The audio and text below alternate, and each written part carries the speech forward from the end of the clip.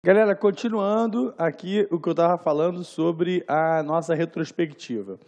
Agora eu vou falar de um outro assunto internacional. Eu estou mesclando assuntos nacionais e assuntos internacionais. E eu queria falar sobre a crise na Venezuela, que é uma crise que se arrasta desde o ano passado e esse ano também. Quer dizer, ano passado é modo de dizer, né? Porque a crise na Venezuela vem acontecendo já há muito tempo. A crise da Venezuela vem desde que o Chávez chegou ao poder e aí há toda uma turbulência política, mas agora essa turbulência política se soma a uma crise econômica, na medida que o petróleo, que foi o que sempre sustentou a política chavista, encontra-se num patamar muito abaixo do valor dos últimos tempos. O petróleo, na época do Chávez, estava em torno de $110 o barril e hoje ele está no patamar dos $50. E, evidentemente, que num país que depende quase que exclusivamente do petróleo, isso se torna um problema gravíssimo. Falta produtos, a Venezuela tem uma crise de abastecimento absurda, falta produtos básicos para a população, produtos de higiene, produtos de alimentação, tudo que a Venezuela precisa é importar produtos e como hoje não tem divisas, como hoje não tem dinheiro, fica muito difícil de importar esses produtos. Daí os supermercados sempre com filas gigantescas e com uma escassez de produtos assim dramática. Então, eu diria que a grande crise hoje que abate a Venezuela não é só política, né? Ela é também política. O presidente atual, Nicolás Maduro, vem perseguindo os seus opositores, vem fazendo todo tipo de perseguição aos inimigos do regime, como, por exemplo, o jovem Leopoldo Lopes, como recentemente a prisão do prefeito de Caracas, Antônio Ledesma, e vários outros políticos que estão encarcerados na prisão de Ramo Verde, que é justamente a prisão que concentra esses presos políticos, né? E tem chamado a atenção do mundo. O mundo inteiro tem se comovido com o que tem acontecido na Venezuela. No momento em que, surpreendentemente, Estados Unidos e Cuba reatam relações, o grande problema na América Latina, especificamente na América do Sul, é a crise venezuelana. Agora, em breve, nós teremos entre os dias 10 e 11 de abril a cúpula da OEA, que vai acontecer no Panamá, 10 e 11 de abril de 2015. E a grande expectativa é o reencontro dos presidentes dos Estados Unidos e de Cuba. Obama e Raul devem realizar um encontro histórico, um cumprimento histórico, mas o grande problema ainda na relação entre eles vai ser a situação da Venezuela. Está aqui a manchete, ó. Um ano após a morte, Chávez ainda sustenta apoio ao governo venezuelano. BBC, 5 de março de 2014, né, fazendo aí a retrospectiva do ano passado, né, no mês de março já, nós estávamos falando de fevereiro, mês de março, e a situação só piorou a partir daqui. Até porque existe um componente importante nessa história toda, que é a falta de carisma do Maduro. Enquanto o Chávez tinha um carisma muito grande e ele conseguia despertar a simpatia de grande parte da população, a mesma coisa não se repete com o presidente Nicolás Maduro. Portanto, a situação se agrava ainda mais por esse componente político, né, digamos assim. E chama a atenção, galera, a posição do Brasil com relação à Venezuela. Que aí você pode até pensar, pô, mas o que o Brasil tem a ver com isso, Orlando? É porque a Venezuela hoje faz parte do Mercosul. A Venezuela é o 5º integrante do Mercosul. A efetivação da Venezuela no Mercosul se deu em julho de 2012 e, portanto, a Venezuela no Mercosul faz com que o Brasil fique próximo do que está acontecendo lá. É como se o Brasil tivesse que tomar algum tipo de posição e que mediasse, né, a crise. E o Brasil não só se omite, como se aproxima da Venezuela. As declarações da política externa brasileira são, no mínimo, condescendentes com relação ao destino do país vizinho. Então, esse é um problema, né? Essa é uma questão que o Brasil deveria se resolver, ainda mais porque o Brasil tem uma ambição de se tornar um país com um papel global, um país de projeção mundial ou, quem sabe, regional maior. E essa omissão com relação à Venezuela é um ponto negativo para a nossa política externa. Não tenha dúvida nenhuma. Né? Deixa eu mostrar aqui imagens sobre isso. Aí é o Chávez jovem, né? Hugo Chávez ainda garotão, quando tentou tomar o poder do presidente em 1992. Porque o chavismo ele começa em 98, quando o Chávez é eleito, mas antes disso, em 92, o coronel Hugo Chávez tenta derrubar o presidente da Venezuela, não consegue, vai preso, e ele só chega às eleições eleito em 1998. E aí começa o longo legado do governo Chávez. Ele vai falecer em março de 2013. Né? Em março de 2013, Hugo Chávez morre. Esse aqui é o grande líder hoje da oposição.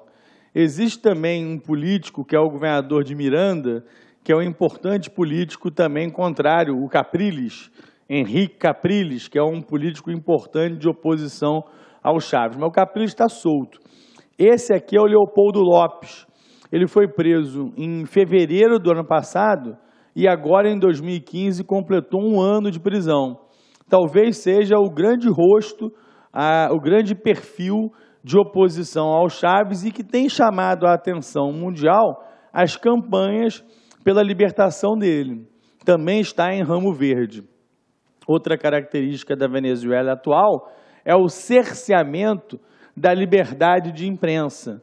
Vários jornais, várias revistas, várias emissoras contrárias ao Chávez foram fechadas. E muitos desses canais privados foram transformados em canais estatais com o objetivo de propagar a mídia oficial, a propaganda oficial. Foi o fechamento da CAN-TV, Caracas Nacional Television, foi o caso da RCTV, Rádio Caracas Television, e recentemente a Globovision, as grandes mídias contrárias ao Chávez e ao Maduro, por tabela, né, ao chavismo como um todo. Eu, sinceramente, se eu pudesse fazer um exercício de adivinhação, né, um exercício de futurologia, eu acredito que o governo Maduro não vai chegar ao fim. Existe cada vez mais no interior das Forças Armadas movimentos contrários à manutenção do regime. Há dissidências muito claras. Militares têm se movimentado percebendo que o governo está se tornando caótico do ponto de vista político e mais ainda do ponto de vista econômico. E, portanto, um golpe de Estado que interrompa o governo do Maduro, não acredito, na minha ótica, que seja algo impossível. Tá? Então, vamos acompanhar os fatos aí da Venezuela, que não tenha dúvida, dentro de atualidade, é um dos grandes assuntos a serem cobrados em provas de atualidade. Registrem isso. Aqui o Henrique Capriles, que eu tinha dito, né, que é o governador de Miranda, que é onde fica Caracas, né, um líder da oposição, ele sempre disputou as eleições contra o Chávez e sempre teve um percentual muito pequeno, aliás, uma diferença muito pequena com relação ao Chávez, mostrando um país dividido, um país rachado, um país que cada vez mais é polarizado entre essas duas forças. Olha, manifestantes anti-governo fazem barricadas na capital venezuelana, né? Capital da Venezuela, Caracas. Você vê aí os distúrbios, né? Ano passado e esse ano também. Aí, por exemplo, o pessoal, os caras pintadas da Venezuela, digamos assim, os mascarados. Supremo limita o direito ao protesto na Venezuela. Abril de 2014. Essa é uma outra característica da crise na Venezuela, que tem sido o cerceamento não só da mídia, mas dos outros poderes. É bom lembrar que o executivo na Venezuela tem superpoderes. E exemplo disso é o legislativo, cada vez mais submisso aos interesses do executivo. Grande exemplo disso é a chamada lei habilitante. A lei habilitante é quando o presidente se outorga o poder de governar através de decretos, sem que o Congresso tenha a tarefa de legislar, que é a sua função primordial.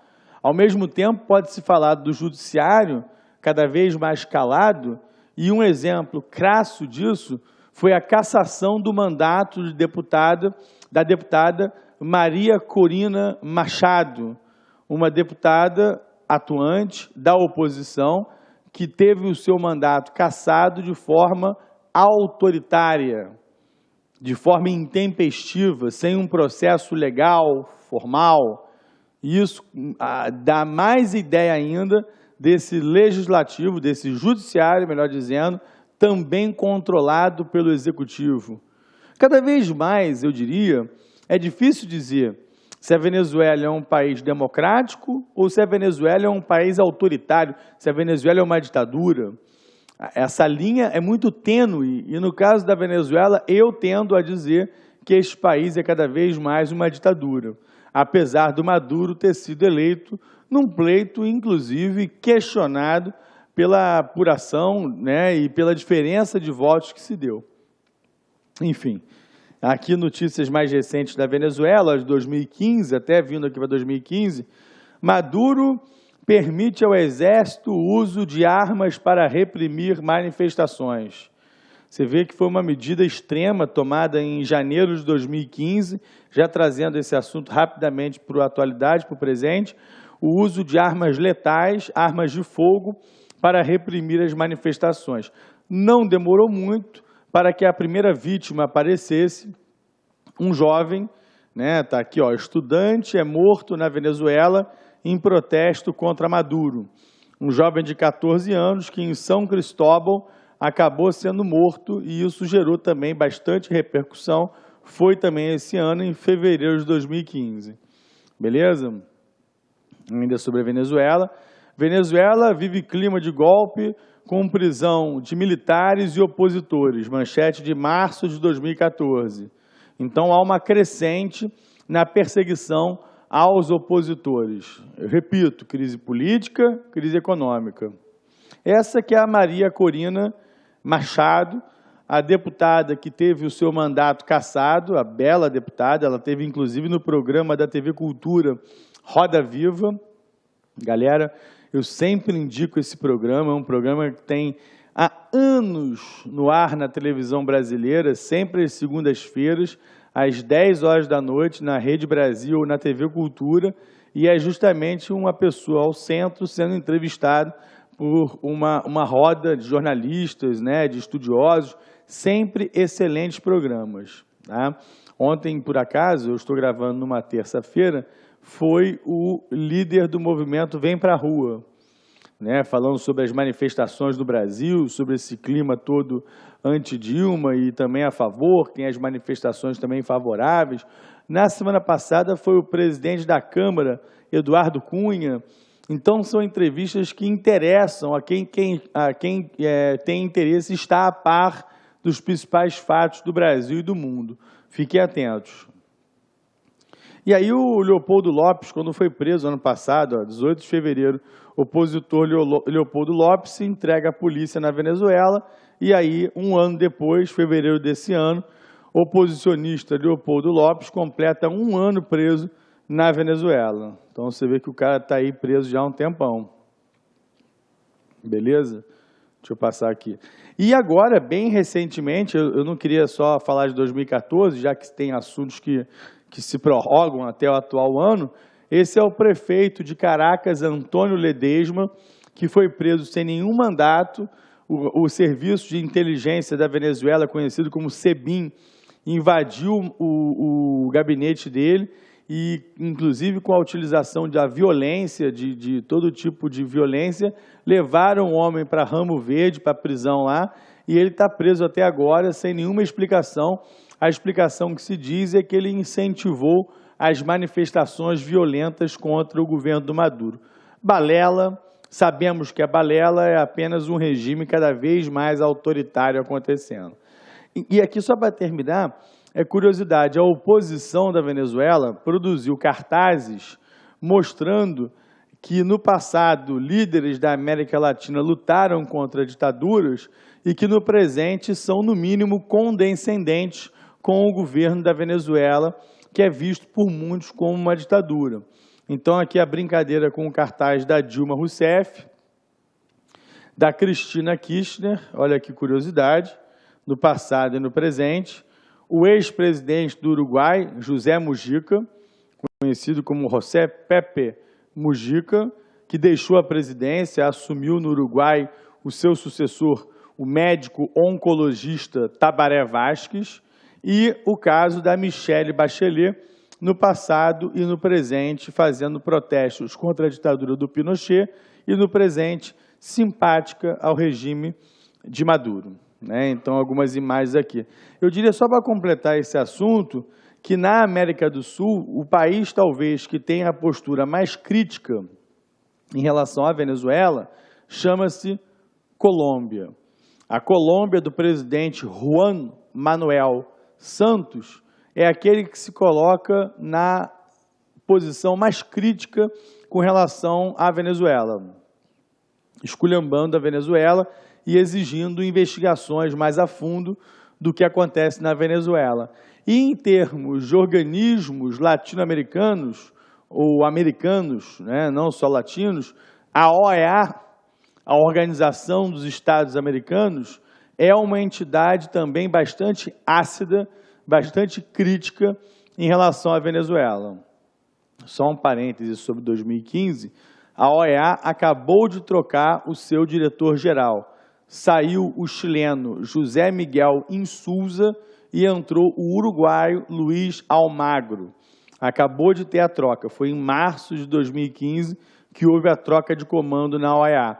O Insulza dirigiu a OEA durante 10 anos, OEA que tem sede nos Estados Unidos, tem sede precisamente em Washington. Outra notícia, vamos partir, já que eu falei da Bachelet, é para lembrar que ano passado, em março do ano passado, isso aqui é uma retrospectiva, a Michelle Bachelet assumiu a presidência do Chile pela segunda vez. Ela já tinha sido presidente do Chile, o sucessor dela foi um político do espectro político oposto ao dela, da direita, que foi o Sebastián Piñera, e agora volta à esquerda ao poder na figura da Michelle Bachelet. O Chile, vocês sabem, tem uma história muito particular. Ela viveu uma ditadura muito violenta desde o dia 11 de setembro de 73, que foi quando o presidente Salvador Allende foi derrubado num golpe dirigido por Augusto Pinochet. Esse episódio foi em 73, quando o Palácio La Moneda foi tomado de assalto. O presidente Salvador Allende acabou falecendo durante a resistência ao golpe e de 73 até 1990 governou o Pinochet. Curiosamente, a ditadura do Pinochet terminou com um plebiscito que foi organizado em 1988, onde a população foi chamada a votar pela permanência ou não do Pinochet e ganhou o não. Ganhou a campanha que interrompia o governo do Pinochet. Adoro filme, adoro cinema, especialmente cinemas mais alternativos, e tem um filmaço chamado N.O., com Gael Garcia Bernal, mostrando a campanha feita em 88 dentro do plebiscito do sim ou não, para saber se o Pinochet continua ou não. E o ator Gabriel Garcia Bernal, que é bastante conhecido, coordena a campanha do não. Vale a pena assistir. Disputou o Oscar de melhor filme estrangeiro. Sempre que eu puder, eu dou dicas cinematográficas para os meus queridos alunos do LAC Concursos. Tá legal? Eu estou aqui hoje dando a minha primeira aula com o maior prazer, muita felicidade. Aqui, inclusive, olha que bela deputada que foi eleita no Chile nessa eleição, Camila Vallejo. Camila Vallejo é líder estudantil no Chile. Opa, já pulei aqui a imagem. Camila Vallejo assume o cargo como deputada. Olha que bela deputada. Eu pego com facilidade, altamente pegável, Camila Vallejo. E aqui o ex-presidente Sebastião Pinheiro, num flagra sensacional, que tomou um belo tabaco e tombos me fazem rir. Eu tenho esse lado sádico, quando eu vejo uma videocassetada, eu não resisto. Antes de ajudar a pessoa, eu rio, né? Bom, e aqui, ainda sobre a vitória da Bachelet, viagem de Dilma indica reaproximação de Brasil e Chile, dizem analistas. E aí uma curiosidade que eu queria que os senhores atentassem, as senhoras atentassem, os senhoritas atentassem, que é o seguinte: pela primeira vez no continente, vocês estão vendo, 3 mulheres governam a América do Sul, né? É algo inédito, né? Nunca houve esse episódio. A Dilma Rousseff do Brasil, a Michelle Bachelet no Chile e a Cristina Kirchner na Argentina. A Cristina Kirchner deixa o mandato em 2015.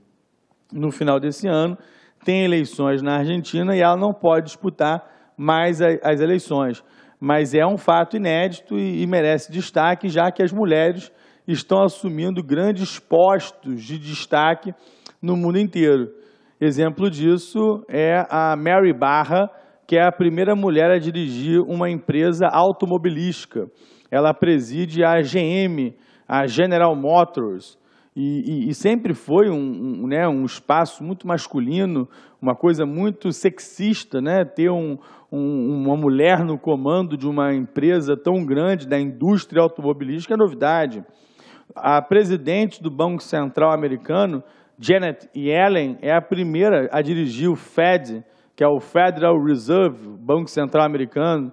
Angela Merkel é a mulher mais poderosa do mundo, segundo a revista Forbes. No final de 2013, foi eleita para o 3º mandato à frente do Estado alemão. Poderosa, né? Além de outras mulheres poderosas, como a dirigente do FMI, Christine Lagarde, é a primeira mulher a dirigir o Fundo Monetário Internacional. Então, realmente, Girls Power, na verdade, Girls Power, as mulheres estão cada vez mais poderosas. Palmas para as mulheres desse Brasil veronil e do mundo inteiro, né? Gente, outro tema que tem um pouco a ver com o Chile, mas não exatamente só o Chile, eu queria falar sobre blocos econômicos, e um deles que se destacou ano passado é uma aliança de livre comércio chamada Aliança do Pacífico. A Aliança do Pacífico é uma organização super elogiada que surgiu no final de 2013 e começou a funcionar para valer em 2014. A Aliança do Pacífico, ela reúne Chile, Colômbia, México e Peru. E são 4 países que hoje, economicamente, vivem uma situação privilegiada. Vivem uma situação econômica e política invejável, principalmente se você comparar os países que integram o Mercosul. Não é verdade? Dentre os blocos que existem na América do Sul ou na América Latina, já que a gente pode incluir aqui o México, a Aliança do Pacífico tem uma estabilidade, tem uma segurança institucional, econômica, política, maior que o Mercosul. O Chile tem o melhor IDH do continente, a Colômbia tem a menor inflação do continente, o México, apesar do narcotráfico, vem crescendo mais do que o Brasil, e a grande novidade na América do Sul em termos de investimentos é o Peru. Então, é interessante notar que na América do Sul existem 2 grandes blocos, a Aliança do Pacífico e o Mercosul. E o Mercosul vive uma crise das maiores. Outro dia, um economista deu uma entrevista para as páginas amarelas da Veja e ele usou uma analogia muito inteligente, dizendo que existe um novo tratado de Tordesilhas, dividindo o continente. e provocando o Brasil, dizendo que dentro dessa nova divisória, o Brasil está no lado errado. Que o Brasil está no lado errado, que o Brasil deveria estar na Aliança do Pacífico. Porque no caso do Mercosul, nós temos uma Venezuela em crise total, temos uma Argentina completamente destrambelhada por questões econômicas e políticas. Vide a morte recentemente do promotor Alberto Nisman e toda a crise política que acontece em torno.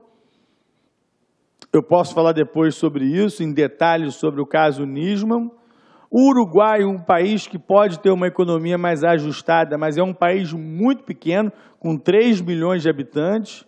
E o Paraguai, um país que, infelizmente, é quase que insignificante do ponto de vista econômico e político. O Mercosul vai mal. Enquanto que a Aliança do Pacífico vem atraindo investimentos, vem atraindo atenção, e se comparar com o Mercosul, é o bloco econômico em ascensão. Está aqui o Mercosul, que hoje tem a entrada da Venezuela.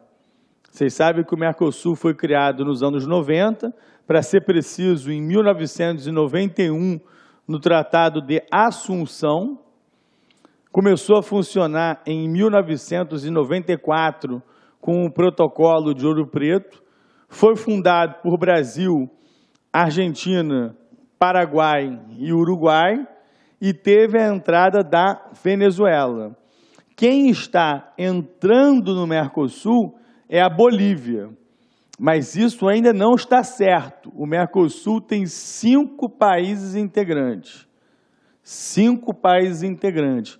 Nas últimas reuniões do Mercosul que foram feitas, e a última delas foi em Caracas, na Venezuela, se propôs a entrada da Bolívia, mas ainda não está certo, porque para o país entrar é necessário o aval de todos eles. De todos eles. Tanto é que no caso da Venezuela, a participação da Venezuela não foi automática, não foi tão simples, não foi tão rápida.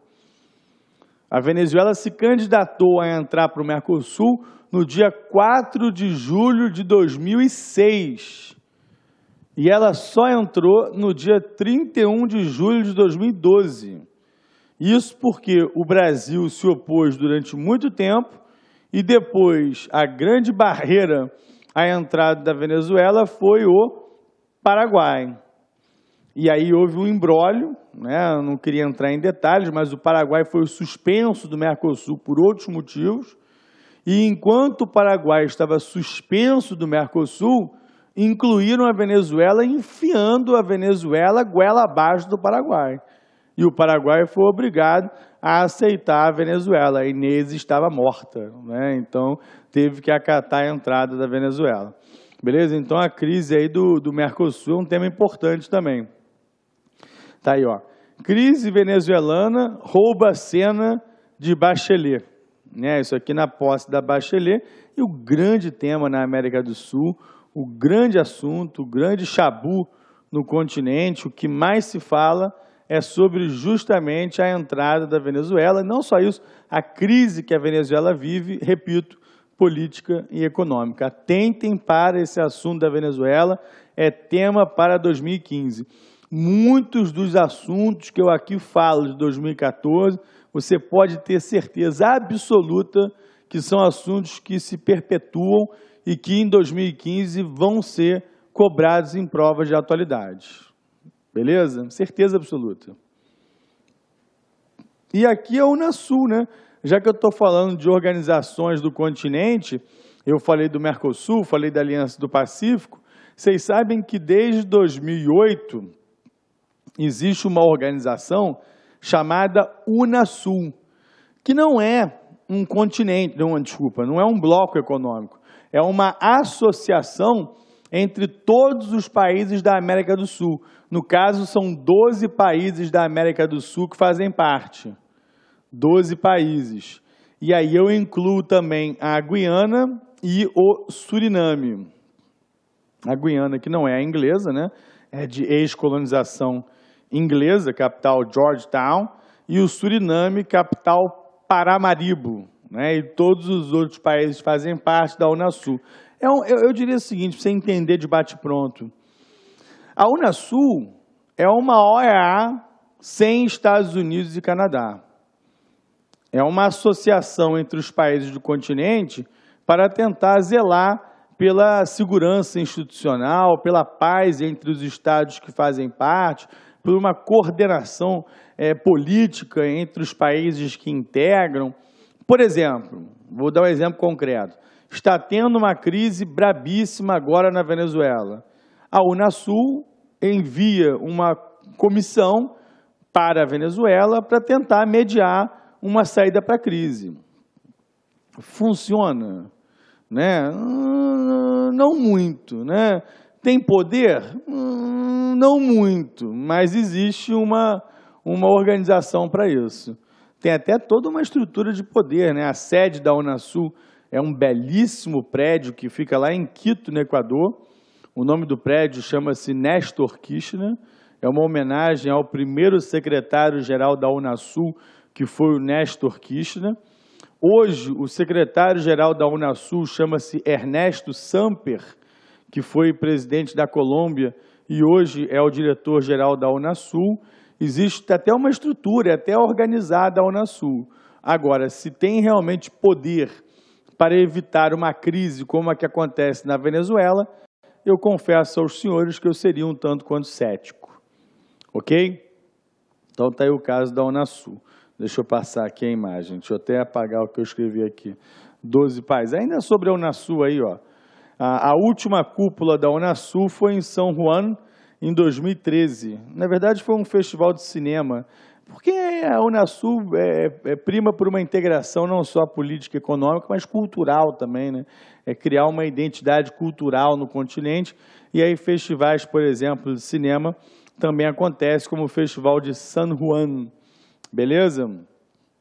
Bom, vou sair do assunto da América Latina e dos organismos e eu queria lembrar sobre a crise política no Brasil e o caso especificamente da Petrobras, já que foi no ano passado que irrompeu a crise do Petrolão. Eu quero lembrar que a força-tarefa da Operação Lava Jato e que reúne a Polícia Federal e reúne o Ministério Público Federal se deu, né, o início no ano passado. Temos um ano da Operação Lava Jato, que é aquela que investiga denúncias de corrupção dentro da estatal. Contratos superfaturados, feitos por empresas, por empreiteiras que se reuniam em clubes para faturarem contratos superfaturados, contratos com valor acima do que deveria ser, e esse dinheiro sobraria para todo mundo.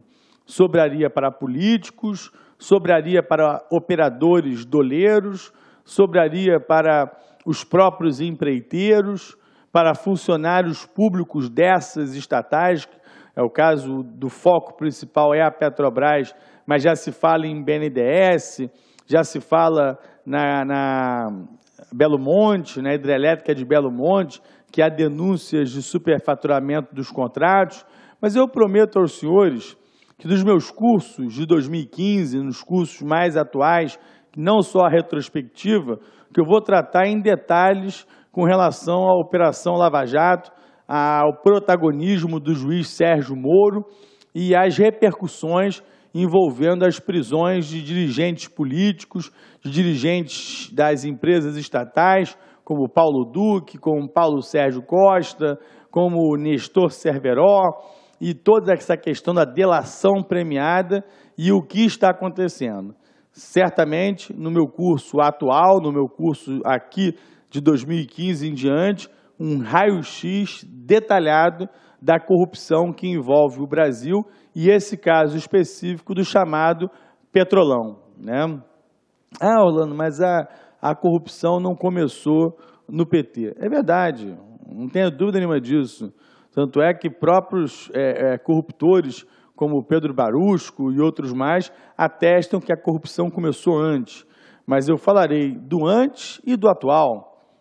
Falarei da origem e do presente momento em que a coisa ganhou um vulto, né, um tamanho jamais imaginável. e inclusive com a participação, com a cooperação da polícia da Suíça, do governo da Suíça, devolvendo o dinheiro desviado das empresas públicas brasileiras. E toda essa discussão envolvendo especialmente os partidos políticos do PT, PP e PMDB, que foram os principais favorecidos nesse escândalo. Fora os outros também, evidentemente, tem político do PSDB, tem político do PTB, tem de todos os partidos. Falarei disso depois. Tá aqui até a manchete ainda, ó. Câmara derrota governo ao aprovar comissão para investigar a Petrobras. Isso aqui foi no ano passado, mas cá para nós essa CPI da Petrobras não deu em merda nenhuma. Essa investigação aí não valeu de nada. Terminou essa legislatura, foi formada uma nova legislatura, novos deputados foram eleitos e foi formada uma nova CPI da Petrobras, e é no curso de 2015 que eu vou falar sobre essa outra comissão formada. Quem sabe essa tenha mais força, né? Tá aí escândalos de propina pagas por empresas estrangeiras, como a holandesa SBM Offshore e vários outros casos. O episódio da refinaria de Pasadena, no Texas, né? Negócio da Petrobras trouxe prejuízo de US$ 1 bilhão. Está aqui, 1 bilhão pelo ralo. É esse o prejuízo em dólares que a Petrobras deverá ter com a venda de sua refinaria no Texas, um dos piores negócios já feitos na história da estatal. Então, realmente, casos aí escabrosos, né? A refinaria de Pasadena, ou Pasadena, no Texas, comprada na gestão de José Sérgio Gabrielli, acabou se transformando em um problema do qual Graça Foster, no detalhe, quer se livrar. Graça Foster, você sabe, é a ex-presidente da Petrobras, já foi substituída pelo Bendini, que é o novo presidente da Petrobras, e ela não resistiu às pressões políticas, às denúncias de corrupção envolvendo a Petrobras. Beleza? Mas todo esse assunto da política, da Lava Jato, eu vou trazer em detalhes no curso reformulado, no curso atual, que já está pronto, só com alguns ajustes, e em breve vocês vão ter acesso a esse curso, tá legal? Aqui é a nossa retrospectiva, até porque você, para poder se inteirar com os assuntos novos que estão por vir, vale muito a pena ter essa recapitulação que aqui o pessoal do LAC Concursos teve a brilhante ideia de apresentar para vocês. Tá legal? Bom, sobre direitos humanos, eu queria lembrar também do caso do Irã, que é um país que está sempre na berlinda com relação ao Irã. Ano passado, houve uma grande polêmica em torno do apedrejamento de uma mulher chamada Sakineh Ashtiani, que foi acusada de adultério e também de ter participado da morte do marido, e pelo adultério, não foi pela morte do marido, ela seria apedrejada. Houve uma comoção internacional, até o Brasil se meteu, até o Lula, que era amigo do ex-presidente do Irã, Mohammad Ahmadinejad, pediu pela vida da moça e parece que teve resultado e, graças a Deus, Sakineh Ashtiani teve a vida poupada e não será mais executada. Notícia de março do ano passado, e está aqui, inclusive, o ex-presidente Lula, já era ex-presidente, com o presidente do Irã, Mohammad Ahmadinejad. Brasil e Irã se aproximaram nos anos anteriores porque o Irã queria fazer uma bomba atômica.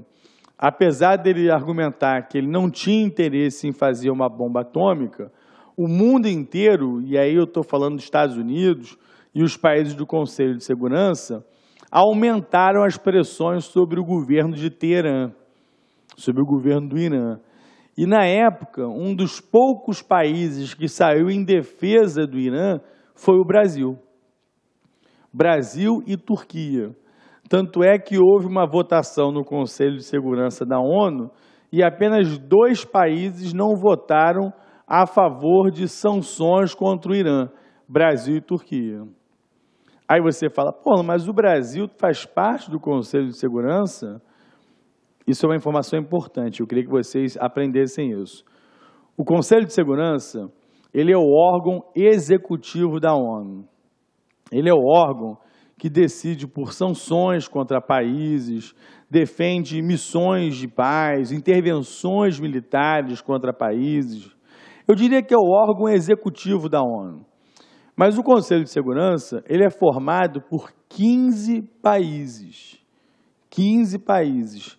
Sendo que, desses 15 países, 5 são os chamados membros permanentes. São aqueles países que têm um poder maior do que os outros. São os membros permanentes, que têm, inclusive, o poder de veto. Se eles não concordarem com alguma coisa do Conselho de Segurança, eles vão lá e vetam. E esses países são Estados Unidos, anotem isso, Rússia, China, França e Reino Unido. Esses são os 5 países do Conselho de Segurança com poder de veto. E, além desses 5, tem sempre 10 países que compõem o Conselho de Segurança provisoriamente. São países que têm um mandato de 2 anos e que trocam a cada 2 anos.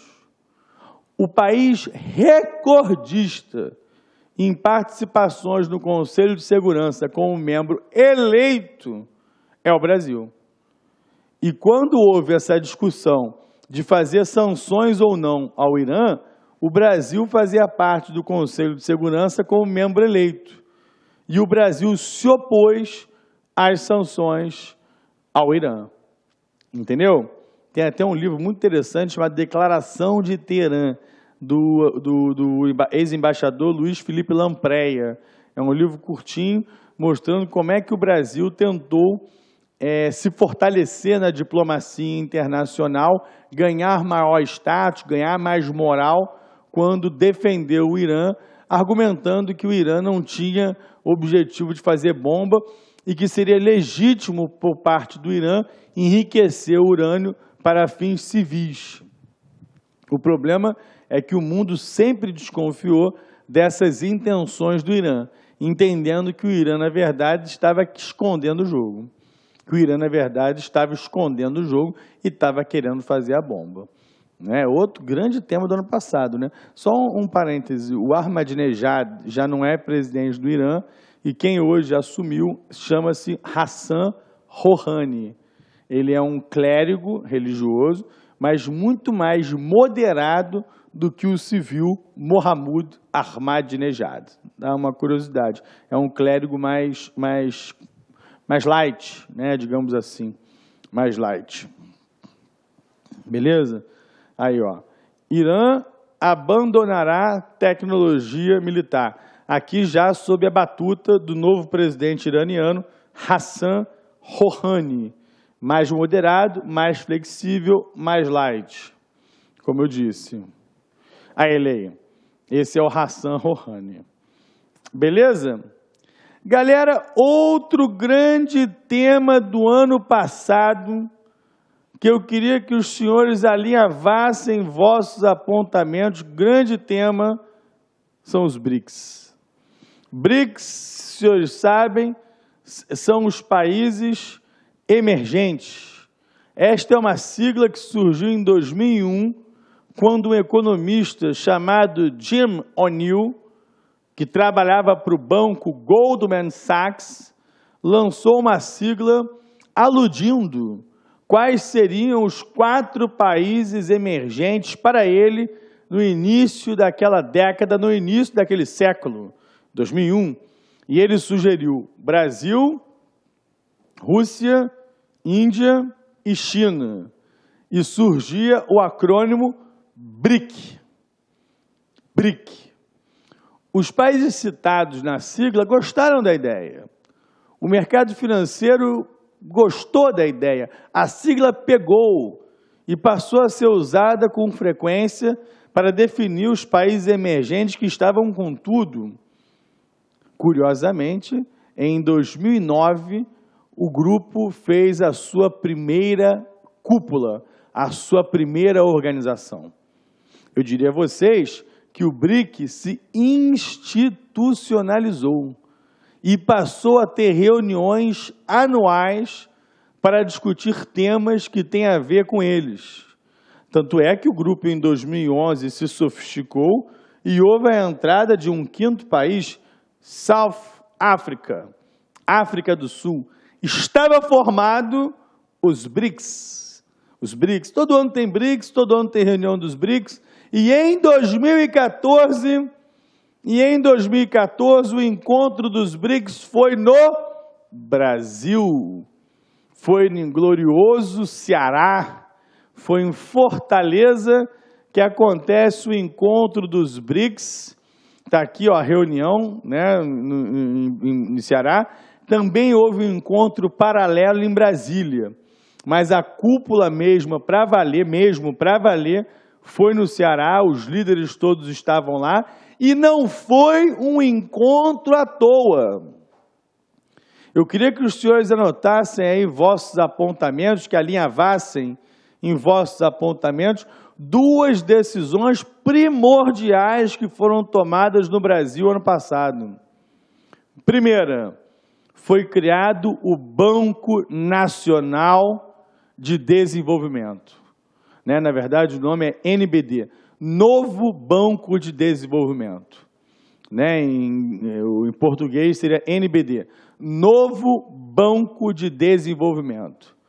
Ele foi criado com um capital total de 50 bilhões de dólares, sede em Xangai, na China, e o primeiro presidente do NBD, um indiano, com mandato de 5 anos, sem reeleição. Isso foi decidido no Brasil. Inclusive, o Brasil desejava ter o primeiro presidente do banco, mas acabou abrindo mão desse privilégio para que o banco pudesse sair do papel e começasse a existir de imediato, porque havia o receio do banco não sair do papel, não ser criado e se adiar por mais uma cúpula a criação do NBD, do Novo Banco de Desenvolvimento. Então, guardem isso, sede em Xangai, na China, primeiro presidente indiano, mandato de 5 anos. Já está certo que o próximo presidente do NBD será um brasileiro. Já está acertado isso. Então, essa foi a primeira grande decisão da reunião de Fortaleza. E a outra decisão foi a criação de um fundo de arranjo para ajudar os países em crise, como se fosse um FMI. Foi criado, entre aspas, um FMI do BRICS. Porque é o seguinte, o NBD ele é como se fosse um banco mundial. Ele ajuda países que têm interesse em investir na sua infraestrutura. O país quer construir uma hidrelétrica. O país quer construir uma malha ferroviária. O país quer modernizar os portos. Aí o NBD vai lá e entra com a grana. O novo fundo de arranjo financeiro, ele é um banco, ele é um FMI. Se o país está duro, se o país está em crise, precisando de grana, o fundo vai lá e entra com aporte, entra com dinheiro. O NBD começa com 50 bi. Esse novo fundo de arranjo entra com 100 bilhões de dólares, sendo que grande parte do capital é chinês. A China entra com 41 bi dos 100 bi que o banco vai dispor. Então é interessante isso, né? Assim, foram medidas práticas mostrando cada vez mais a institucionalização do banco, do BRICS. Aí nessa foto você vê, mas que gente é essa toda? O NBD, o BRICS não é só a Rússia, de Putin, a Índia, de Narendra Modi, o Brasil, de Dilma Rousseff, a China, de Xi Jinping e a África do Sul, de Jacob Zuma. O que essa gente toda também está aí? É porque durante a cúpula dos BRICS, o Brasil convidou os integrantes da Unasul para ter uma reunião também com os BRICS. O Brasil convidou os pobres, não é verdade? festa na laje, chama todo mundo para o churrasco na laje. Aí vem Cristina Kirchner, vem Mujica, vem Ollanta Humala do Peru, vem Juan Manuel Santos da Colômbia, Michelle Bachelet do Chile, Rafael Correa do Equador, Horácio Cartes do Paraguai, Evo Morales da Bolívia, Nicolás Maduro da Venezuela e esses dois aqui que é da Guiana do Suriname, que eu não sei o nome. Ok? E que eu não tenho ideia do nome, são figuras insignificantes. Deixa eu apagar aqui os presidentes todos que eu circulei, menos o da Guiana ou Guiana e o do Suriname, que eu quero que morra! Eu não tenho ideia do nome deles. Se vocês souberem o nome deles, mandem cartinhas para lá concursos, que eu teria um prazer enorme de conhecer o nome desses dois presidentes. Tá legal? Inclusive, olha que interessante. A Argentina participará de cúpula dos BRICS no Brasil. Houve quem sugerisse que a Argentina entrasse para os BRICS como mais um país integrante. O Brasil barrou. O Brasil barrou, né? Ia virar briacas, né? Bricas, sei lá. A China e a Índia propuseram que a Argentina fizesse parte. Só que o Brasil falou, nananina não! Este grupo está muito pouco institucionalizado para entrar uma Argentina. Não dá para entrar a Argentina por enquanto, não. Barrada no baile, Argentina. Né? Toma-te, Argentina. Tá aí. Aqui o banco que eu falei, galera, que foi construído, Banco de Desenvolvimento dos BRICS pode entrar em operação em 2016, tá vendo? Manchete de maio de 2014. E, além disso, o contingente de reserva e novo banco devem ser aprovados no próximo cúpula em Fortaleza. Foram. É o que eu falei de fundo de arranjo, né? É isso aqui, é o contingente de reserva. É o FMI, que não tem um nome específico, é esse que foi construído junto com o NBD. Né? NBD. Aqui mais notícia, ó. Banco do BRICS reduzirá a dependência, dizem presidentes sul-americanos. Aqui, sim, o encontro da cúpula, né? Com o Putin, o Narendra Modi, a Dilma, o Xi Jinping e o Jacob Zuma. Narendra Modi é o mais recente presidente da Índia. Foi eleito ano passado, inclusive rompendo com a tradição da política indiana, que sempre tem uma família no poder. Né, a família Gandhi, que não tem a ver com Mahatma Gandhi, mas que é uma família tradicional, e o Narendra Modi conseguiu vencer esse duelo. Ok, galera? Beleza? Bom, já que estamos falando de organizações, como eu falei do Mercosul, da Unasul, BRICS, é meio que eu estou falando agora das organizações internacionais, dos organismos, né, dessas siglas. Tem uma organização também antiga que no passado passou por uma transformação muito interessante. Eu tenho certeza que os senhores sabem qual é essa organização, o G8. Você já ouviu falar do G8? O G8 é aquele grupo que foi criado nos anos 70, precisamente em 1975, e que reunia as maiores economias do mundo. Né? O G8 reunia Estados Unidos, Canadá, Japão, França, Reino Unido, Alemanha, Rússia, Itália. As 8 maiores economias do mundo. Só que ano passado, o G8 passou por uma transformação muito interessante. A Rússia foi expulsa. Vocês viram isso? O G8 deixou de ser G8 e passou a ser G7. Olha a manchete. Londres quer discutir saída definitiva da Rússia do G8. Isso em março de 2014. Que havia proposta, aqui a figura do primeiro-ministro David Cameron, de tirar a Rússia do G8 por uma explicação muito simples, muito específica, muito pontual, que era justamente a crise envolvendo a Ucrânia.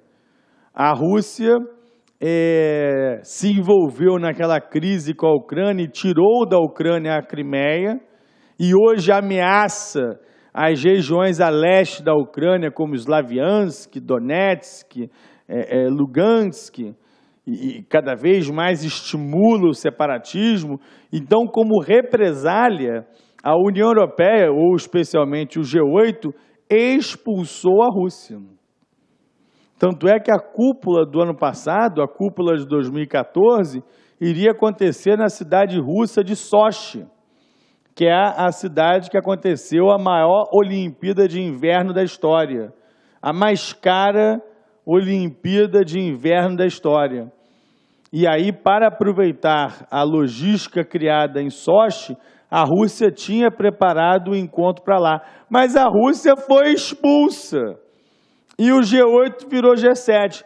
Tanto é que o encontro que ia acontecer em Sochi, está até aqui ainda o cartaz de Sochi, foi transferida para a capital da União Europeia.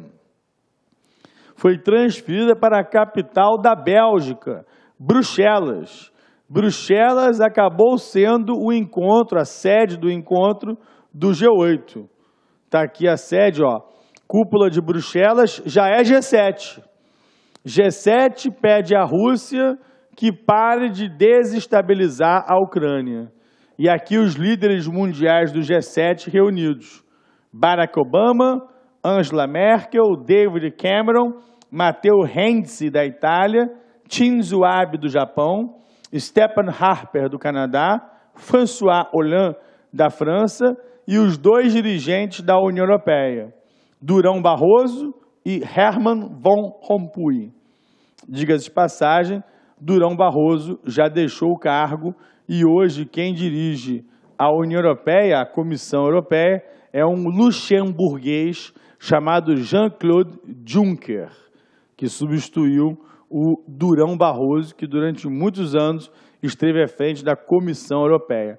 O Herman Van Rompuy é presidente do Conselho Europeu, que é um outro órgão, né? O presidente do Conselho Europeu é um órgão, o presidente da Comissão Europeia é outro órgão. Beleza? E lógico que não faltaram protestos contra a reunião dos líderes. Sempre tem essas ONGs como Oxfam, essas ONGs, esses grupos ativistas como o Femen, lá da Ucrânia, o pessoal sempre faz protestos, né? E aqui um breve histórico do G8. O G8 surgiu como G6 em 75, quando o presidente Valéry Giscard, presidente francês, convidou chefes da Alemanha, Estados Unidos, Japão, Itália e Reino Unido, e junto com a França formou o G6. Em 76, houve a entrada do Canadá e em 98 houve a entrada da Rússia formando o G8, né? Aí em 2014 a Rússia foi expulsa e o G8 voltou a ser G7, né? Foi o que aconteceu recentemente. Está aqui, ó, os protestos, ó, contra o G8. Em 2001, na reunião anual em Gênova, um manifestante foi morto a tiro pela polícia. Sempre tem isso, né, galera? Essa questão dos protestos contra a reunião de grandes fóruns internacionais, né, de grandes reuniões internacionais. Eu lembro que também em 99 o pau comeu, né? Em 99 teve reunião da Organização Mundial do Comércio em Seattle, o pau comeu.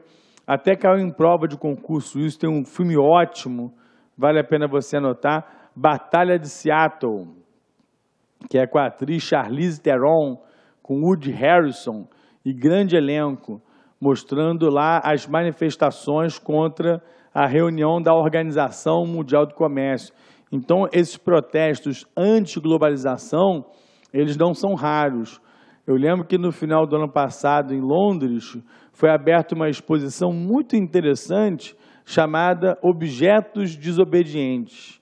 E o acervo são objetos utilizados nas manifestações do dia a dia contra o poder público, né? Contra a polícia, contra os políticos, né? Exemplo recente, lá em Hong Kong, teve um protesto no final do ano passado que os jovens usavam guarda-chuva contra o gás de lacrimogênio, né? O gás de efeito moral. Tanto é que o movimento ganhou a alcunha de revolta dos guarda-chuvas, que era uma forma de proteção contra o gás venenoso que a polícia jogava contra os manifestantes. Então, muito interessante a exposição em Londres, exposição, né, acervo, né, dos objetos desobedientes. Muito interessante, vale a pena você dar uma olhada. Bom, mudando de alhos para bugalhos, ano passado teve eleições no Afeganistão, né? O Afeganistão está aí, ó. Afeganistão inicia eleição presidencial. Mas falar do Afeganistão, o Afeganistão tem alguma importância? O Afeganistão, galera, foi palco principal aí das guerras americanas recentemente. Eu quero lembrar que em 2001 começou a guerra do Afeganistão. O objetivo dos Estados Unidos era derrubar o grupo Talibã, aniquilar com o grupo Talibã, e no final das contas não conseguiu extinguir o grupo. O país continua perigoso aos olhos dos Estados Unidos, mas recentemente teve eleições no Afeganistão que começaram em abril, mas o desfecho foi só no segundo semestre, porque o processo é longo, tem apuração, tem recontagem de votos, e os dois candidatos eram Abdullah e Ashraf Ghani. E ganhou o Ashraf Ghani, que é o atual presidente do Afeganistão. Ele substitui o presidente Hamid Karzai, que foi o presidente colocado no poder pelos Estados Unidos na Conferência de Bonn, em 2001. Eu queria lembrar aos senhores, sem querer complicar muito, que o Afeganistão foi o primeiro país, na verdade, atacado pelos Estados Unidos após o 11 de setembro. Os senhores se lembram muito bem, depois que acontece a derrubada das Torres Gêmeas, naquele fatídico dia 11 de setembro de 2001, o primeiro país que vai ser alvo da ira americana é o Afeganistão, cujo objetivo era desmantelar o Talibã, que dava guarida para a Al-Qaeda. 2 anos depois, começam as guerras contra o Iraque de Saddam Hussein. Foram as chamadas guerras contra o terror. Mas o primeiro país que foi alvo da ira norte-americana foi o Afeganistão, capital Cabul. Eu não poderia dizer a vocês que houve uma vitória dos Estados Unidos. Os americanos se retiram do Afeganistão no dia 31 de dezembro de 2014. No último dia do ano passado, os americanos dão por encerrada a guerra do Afeganistão sem, obviamente, ter concluído a derrocada total do Talibã.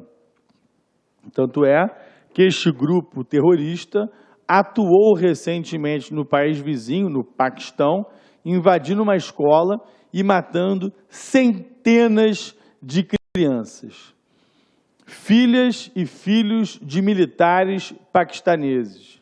E foi uma tragédia inenarrável. O Talibã, ele tem fronteira, ele surgiu ali no Vale do Swat, que é na fronteira do Afeganistão com o Paquistão. Então, ele é um país, ele é um grupo bicontinental, não, mas como é que fala? Binacional. Binacional. Ele nasceu ali na fronteira, então ele tem atuação tanto no Afeganistão quanto no Paquistão. E o genocídio que ele empreendeu no final do ano passado foi numa escola paquistanesa. Inclusive, paquistanesa é aquela menina, Malala Yousafzai, que ganhou o Nobel da Paz depois de encarar o Talibã. Ela defende a educação para as mulheres, para as meninas, lá no Paquistão. E num ônibus escolar, um talibã daquele invadiu e deu não sei quantos tiros na cara dela. Ela sobreviveu, faz discursos hoje emocionantes no mundo inteiro e, por isso, ganhou o Nobel da Paz dado em Oslo, né? Nobel da Paz último de 2014.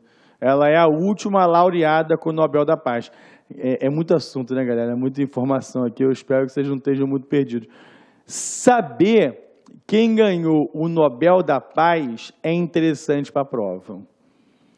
Fiquem de olho nisso. Toda vez que sai o prêmio Nobel, fiquem atentos, porque pode ser um assunto lembrado em prova.